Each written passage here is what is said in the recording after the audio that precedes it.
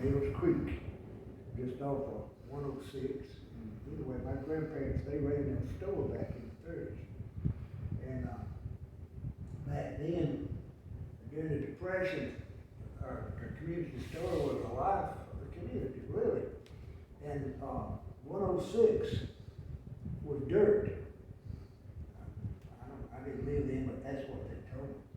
And Barnum and Bailey, when they had their circuses, they would come once a year through this area. They would send the tents by rail through Gainesville to Atlanta, where they were going. And they had a route that they would come through this section because they were organized with bedding the animals down at night and have water and whatever. People would, they knew they through years past they had it fixed where they would stop at a certain time, a certain night, or overnight. They came through here. I'm sure they came through Cartersville. If some of the older ones that you still living could tell you. Well, I don't think I'm that old. Well, I guess your dad and some of them probably couldn't remember that. But anyway, they came down to the covered bridge, and my granddaddy said that the Elephants was in lead, and there was about, he said 15 or 20 wagons with animals, etc., monkeys, whatever they used in the circus. And the Elephants wouldn't go through the bridge because it was dark. They were just scared. So they went down to the mill pond, which is about 200 feet below the bridge, and they shallow. And the elephants got in there, and they wouldn't get out. The ringmaster, he went and got him something to drink, etc. And he could hear, my granddad said there was a bad thunderstorm back in toward Bowles Plain, back in the west. You could hear the thunder rolling. And the ringmaster said, we've got to go. So he went down to where the elephants were playing. So he popped that whip one time. And then the elephant stood up, marched. And he got up there in front of the bridge, and all of the wagons kept going. They got on over there as you go down out of Franklin County into Madison, it's down the hill, drag. And the storm hit them right on that. And one of the wagons turned over. The horse ran away, turned over, tore the wagon up. And guess what got there? A Bernese python, 40 foot long. They didn't have nowhere to put that thing. That one man couldn't handle it.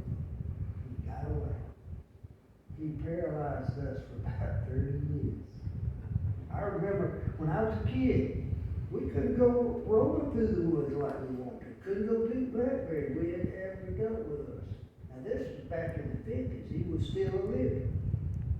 And people that lived along would miss their dogs, cats, calves, and they would have got a human. And no human didn't eat. But my granddad said everybody in the community was at attention. Because the snake didn't go just so far. Shotgun wouldn't phase him. And my granddad said, time you shoot and reload, that thing's gone. And he said the head could stand up in the 6 to 7 foot in the air. He said that just terrified everybody. And if it had got a man or a kid, it would have swallowed. Sure would. You know how they wrap around you and choke you. And the last time it was spotted, it was in 1956. Mr. Joe Sorrells. He was gee-whizzing his kite. When he came up to the end of the road, he kept hitting the mule. Wanting the mule to go on, the mule stopped. Wouldn't go. And he looked up there and said, that old snake was had his head up 6 feet in the air, blowing. Just he said it was kind of like a turkey blowing, whatever. And said he turned that mule around and he went to the house. And he was afraid to tell anybody. He said they would think he was telling a lie. But that was real. That was fascinating. And to me, we assumed that he died because right along in that time we had some rough, cold winds. snow and sleet. And my daddy said that that kind of froze to death, so. Which was a good thing. When you turn yourself in,